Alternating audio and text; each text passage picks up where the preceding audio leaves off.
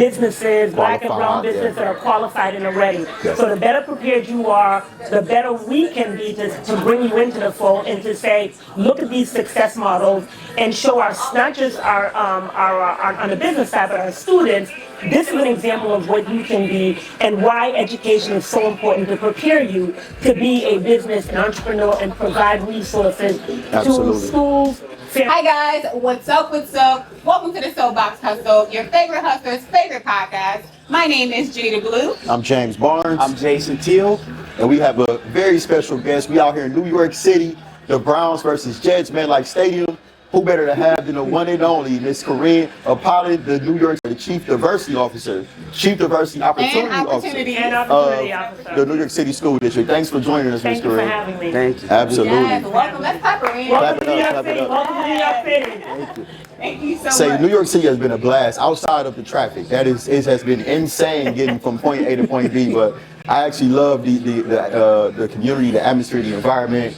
Very welcome. It's been That's good. the energy of the city. Absolutely, right? absolutely. It feels really good. Definitely we got to see this part, that part, so it's nice. I feel like the train is definitely the way to go moving forward. That's right. Yeah? That's the best way to go. So we made a mistake of getting a rental car, but it won't happen again, right? You live and you learn.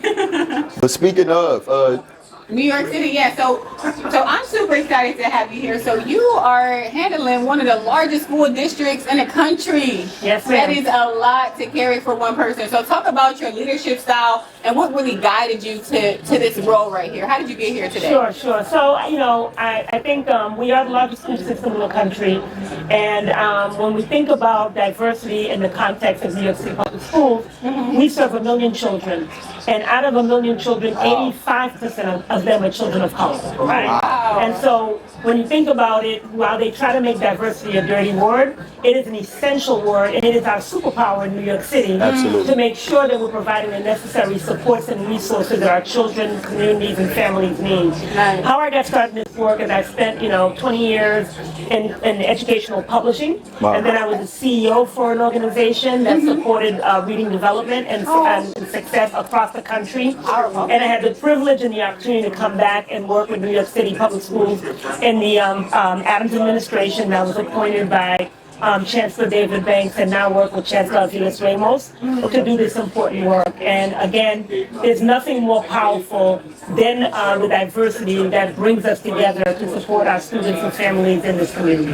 absolutely. I love how you said that it's not a dirty word. I think people try to run from it. It's like it's who we are, and especially with the population that you're serving. So what do you feel like the number one need is right now in your role? Like what do you feel like your number one focus is? My focus never wavers. It's about our students and making sure that they have the necessary resources so that they can have an academic success that they need, so that they can be productive citizens in the U.S. and in the country, and in New York City and in the country. And why I say that is because we try to create any kind of dissension, and the reality is we are here for students' academic success and education, but not just for the sake of them going to school. We want them to be productive adults in our community through pathways and through entrepreneurship and all the work that we do. And so my priority never wavers. It's about our students and making sure that they have the right resources. So therefore we have to support the teachers, the principals, and all the staff so that they can be at their best selves to serve our students, families, and communities. That's powerful. So talking about that, right, when you think about your legacy, what do you want your overall lasting impact to be in the New York City area, the school district, and so on? So I think when I think about my legacy, I think about first our students and families, but that does not come without economic development and power in every community. And so when we think about the work that we're doing with increasing participation for small and MWBE businesses, it's because it reflects our students. And so as we think about our students, they are better served by having strong, safe communities, and that's based on economic development and power, right? And so the better we do in our communities to ensure that students and families have what they need, students come to school better prepared.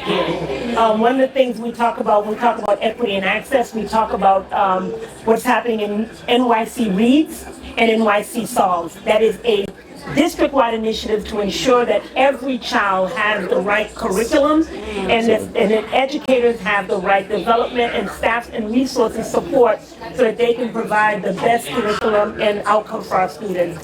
And so I think the legacy is about making sure our kids know how to read and write, our kids are able to navigate math, and so that they can be prepared to be an engaged civic adult, and to make sure that they have access to the right resources so that they can be a productive force as either a career, college, and as an entrepreneur. I love the passion behind everything you say. You know, you really mean it, right? And you serve them with a purpose, for sure. Absolutely. Absolutely. I was just going to say, I just, you know, growing up in inner city, I know my teachers and the folks in education, they were one of my biggest, my heroes. You know, like I feel like we spent more time with the educators than we did with our families for the most part. So I just feel like it's just so important to have the resources in play so that, you know, you can just continue to really just be a light, you know, a shining light for these kids. I mean, it's just such a big deal. It's just so important. And a big piece of that, making sure that they also see themselves in the businesses that serve the school system, right? Absolutely. And so you talk about entrepreneurship, our students will be what they see. And so we are intentional about making sure that not just making sure that they are, not just making sure that they're seeing themselves in schools and in educators, but also in the businesses that serve them. We want to make sure the businesses that serve our students reflect our students, and so that they're culturally responsive based on our students' needs, based on giving them the resources that they're comfortable with. And so I believe part of it is not just the educators, but it's also the businesses that serve our students, that look like them and are of their communities, by their communities, and for their communities. I was going to ask, right, how does diversity and partnerships affect the actual educators in those spaces, right? But you kind of touched on it. Them to see the diversity, right, see that there's Black minority business owners, you can do this, you can do X, Y, Z. And then I think that we also have a connection to these students, right? So we service a lot of schools in the Cleveland, Ohio area, and we do a lot of back to school giveaways. We do a lot of turkey drives, coat drives, and I'm passionate about that work because I see myself in these students, right? And they see themselves in me as well. So, and we're from the same communities. We're from the same communities as the teachers, and that we're serving. So that's right. Yep. So what I wanted to ask you was, what's one decision or turning point that defined your career path?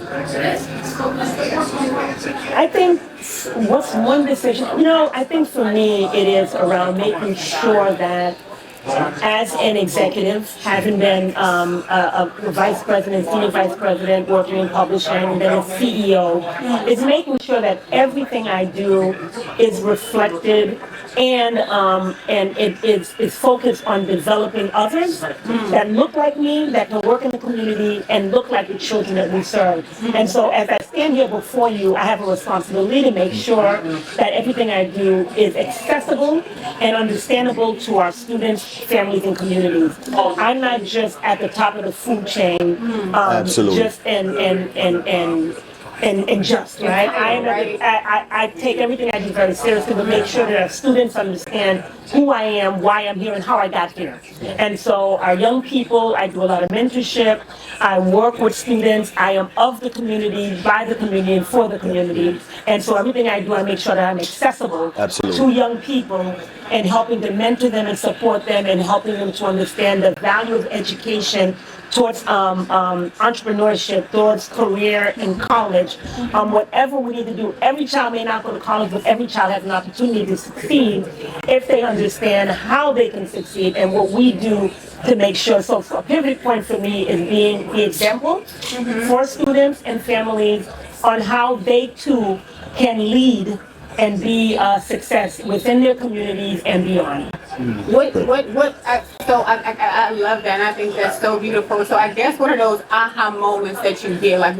Maybe tell us one success story that you've seen a family taking on, or you got the younger, different generations. So, but just tell us about maybe one success story that you experienced. Yeah, that comes to mind. I think my favorite place to be is in schools, because when young people see you, they know whether or not you're true and your authenticity, right? And they'll call it out. They'll call it out real quick.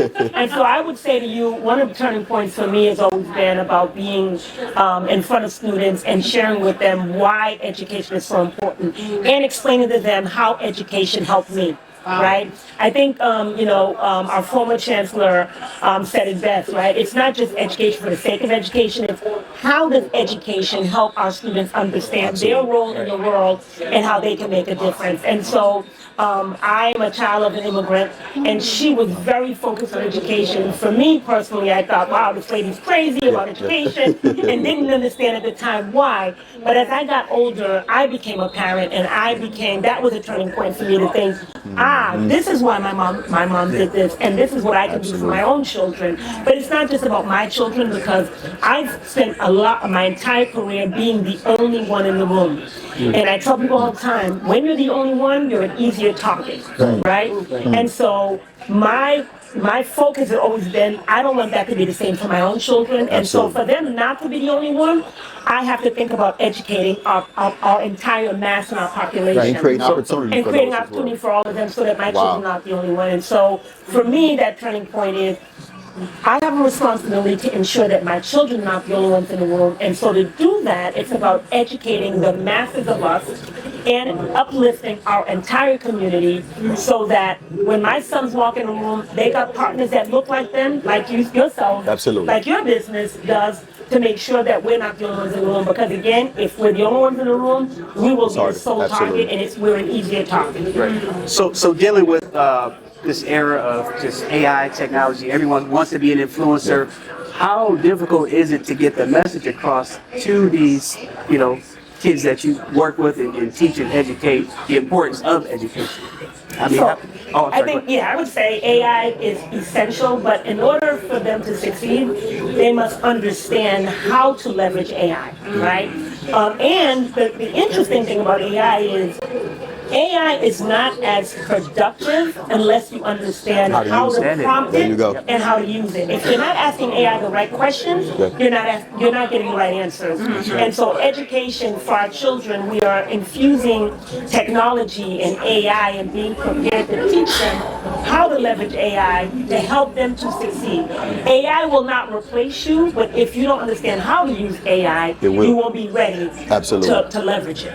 And I think that goes into teaching, innovation in those spaces as well. And it's refreshing to hear, you incorporate innovation into all parts of the district, right? In all parts of your initiatives. Man, I do want to fire a couple quick shots at you, right? So first thing, this is the Soapbox Hustle, right? So you got to talk about, hustle, how you turn your hustle into a legitimate business with systems behind it. So give me one word that describes your hustle. If you could sum it up. Yeah, one word that describes my hustle is, I would say, opportunity. Opportunity. Right, and what do I mean by that? I mean, my hustle is my career, but my hustle is also making sure that I'm able to knock down barriers and walls to bring in others and entrepreneurs into the fold. And so I say opportunity because there's so much opportunity here, and if I'm not able to bring more people into the fold, then I failed. And so that's why I think it's opportunity, not just for myself or the students that I serve, but for the entire community around me, to say, when you guys come to the table, and I've done a good job bringing you to the table, that's the opportunity, and that's the hustle. Look, it is Sunday, because she's preaching, y'all. She giving some game. I'm about to catch the Holy Ghost in this. What's the best advice you've ever received? The best advice I've ever received, I think, came from my mother, right? And the advice was that people don't make you and can't take away who you are. Really what it is your strength and your power comes from being an education, your brain and your mind. So they could take anything you have, but they can't take your mind. Absolutely. And they can't take your confidence in your individuality. Absolutely. And so because of that, it is important that you infuse who you are with education and understanding and developing who you are, because they can take your money, whatever they can, but they can't take your soul, they can't take your mind. And that's the best advice I ever got, and I impart that on all those that I come across, and why education is so important, and what you build for yourself, nobody can take away. That is so powerful. I think, man, the New York City School District, the students, the staff, the team members, they all extremely lucky to have you as a leader in that space, leading not only from a business perspective, but also behind the scenes, right, in the schools, in the trenches. You're making yourself available to those who know your subordinates, and it's rare that we find these type of gems out there that's leading the charge, right? You're the epitome of they say great leaders lead from the front, not from the back, right? And I think you definitely taking those hits and bruises first and making sure your team is equipped to handle it as well. It is a privilege to be at New York City Public School with the leadership of Chancellor Evelyn Ramos. That's leading the way, and she emboldens and empowers me to be able to do the work like she does for all our leaders. And so it's a privilege to partner with them. It's a privilege to be in service of 1 million students, families, and communities. Wow. Because without them, we're doing nothing. And so it is a privilege to lead in that way. That's amazing. One more for you. If you had to leave the people with a quote or a book that you would recommend, something to keep your mind going. I would say, it's not just a book, it's more of a mindset. I think we are all in this and understanding who you are, who you are, and what you do in the service of others that come behind you. I think, when I think about it, we are all a community. Absolutely. And so to me, you cannot go it alone. Partnership and collaboration is essential for our collective success. And I think, again, as I always say, if you go it alone, you are a much easier target. And if you partner and collaborate, you bring others with you, it's harder for them to take us all out at the same time. Absolutely. And so I say focus on partnership, collaboration, but understand the purpose of who you are and whose you are so that you can succeed and bring others behind you. I think that would be my advice. That's beautiful. That's beautiful. Thank you. So thank you so much for coming today. Is there any way we can support you? Is there anything that our followers or subscribers can do to assist you, support you in any way? I would say, as we do this work of dismantling and breaking down the barriers, the better you are as a business and as an entrepreneur, the better we can be to bring you into the fold and to ensure, I say all the time, there's nothing worse than doing all that we can internally to break down the barriers and break down the walls, and then you look behind you, there's nobody there. Absolutely. Right? We don't want to reinforce the stereotypes and the concern that there's not enough businesses, black and brown businesses that are qualified and are ready. So the better prepared you are, the better we can be to bring you into the fold and to say, look at these success models and show our, not just our on the business side, but our students, this is an example of what you can be and why education is so important to prepare you to be a business, an entrepreneur, and provide resources to schools, families, and communities of New York City Public Schools. Absolutely. Say success happens when opportunity meets preparation, right? That's exactly right. Get prepared. Man, it's been an awesome quick episode of the Soapbox Hustle, your favorite hustler's favorite podcast.